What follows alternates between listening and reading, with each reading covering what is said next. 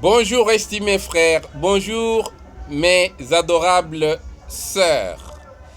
Cette cinquième communication nous mène à poursuivre l'intelligence du terme Kongolo Mwamba à travers la sémantique.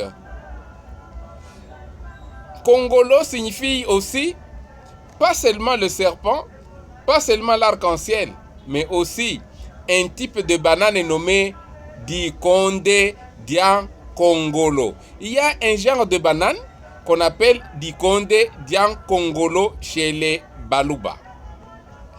Littéralement, c'est la banane d'un Kongolo. Celle-ci a une couleur qui va en mûrissant de mauve rouge à l'orange. Elle est très succulente et sa chair est aussi rougeâtre comme elle est le tronc et les feuilles de bananier. Dès que les gens voient ce type de bananier d'abord, et puis même de banane, qui a cette couleur rouge là, ils se rappellent à la couleur, au teint plutôt, de l'empereur Kongolo Mwamba. C'est pourquoi ce bananier ainsi que ces bananes sont appelées Dikonde Dian Kongolo, la banane de Kongolo. Mais Kongolo a aussi un autre sens. Il désigne un type d'oiseau nommé Kiseya ou Kiseperelan Kongolo. Quand apparaît l'arc-en-ciel, il y a cet oiseau qui perche sur les herbes et qui se met à chanter. Ce chant est une marque de la réjouissance en l'honneur de l'esprit Kongolo. Il annonce l'apparition du Mulopwen Kongolo sous l'aspect de l'arc-en-ciel et symbolise l'acclamation du peuple à l'arrivée de l'empereur qui vient de temps en temps visiter ses sujets sous une forme qui est visible. Les Baluba pensent que leur ancêtre Kongolo Mwamba est toujours avec eux, bien qu'il ne soit plus de ce monde physiquement, mais il est toujours avec eux, il s'incarne, il apparaît sous plusieurs formes afin d'entrer en contact avec eux. Les enfants, nous aimons beaucoup les enfants, à la vue de cet oiseau qui s'appelle Kongolo, se joignent à son chant et l'accompagnent en ces termes. Akiseyan Kongolo, wa mwanamebele aelam, wa kasapuilan tungulu, tungulu muito ya elan kapia. Oh, Kiseyan Kongolo, dès que tu vois que les sorgho sont mûrs dans les champs, tu vas l'annoncer aux fruits Ntungulu, Tondolo en lingala, et les Ntungulu dans la forêt mûrissent complètement, deviennent pierres rouge feu donc. Lorsque ces fruits rougissent, les fruits Ntondolo, Ntungulu, c'est-à-dire mûrissent, ils procurent au peuple la joie. Les Baluba aiment beaucoup manger les Ntondolo ou les Ntungulu.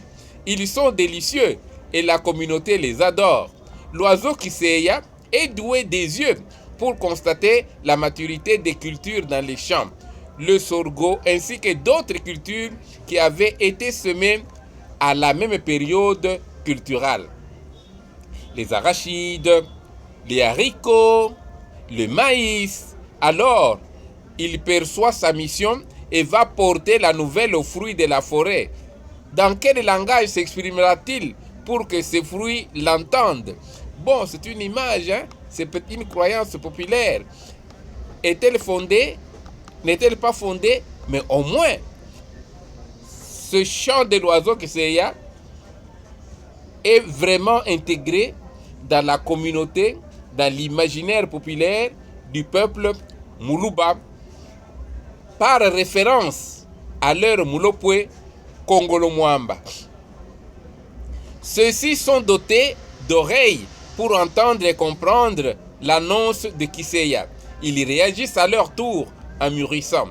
Les Baluba acceptent l'existence d'une complicité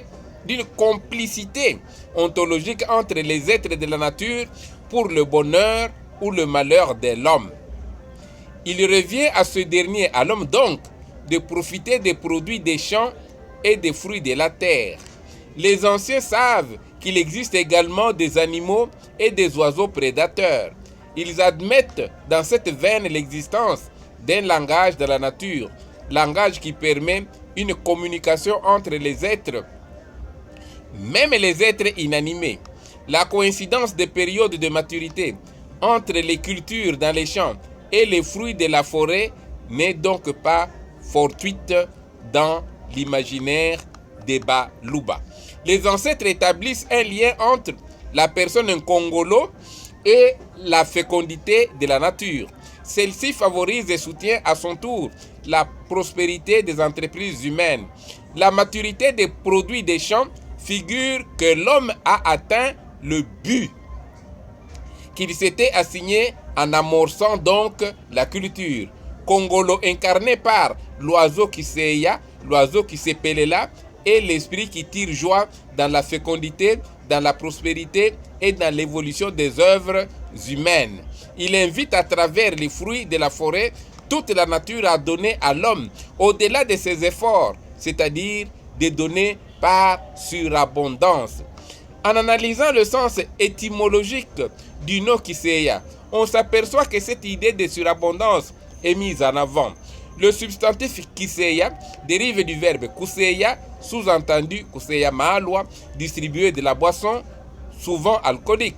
Quand cet oiseau chante, il distribue cette joie dont il est Kisepelela, comme on distribue de la boisson.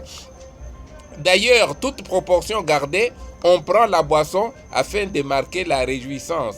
Même dans les circonstances de deuil, on la prend pour oublier un petit peu la douleur. Cet oiseau est communicateur de la joie, de la vitalité. Il procure à l'homme la joie de vivre. Il procure à l'homme une sorte de paix, une sorte de bonheur. C'est ainsi que l'oiseau qui s'est en Congolo, qui s'appelait en Congolo, qui s'appelait là, c'est se réjouir, et mettre un sourire de joie. Et voilà un oiseau qui se réjouit du fait que, à travers Congolo, qu'il incarne, il donne la fécondité à la nature pour le bonheur de l'homme, de tout homme, pour que toute la nature procure à l'homme la joie, l'abondance, le manger. Merci, nous continuons à cœur joie. À la prochaine. Restez et demeurez attentifs.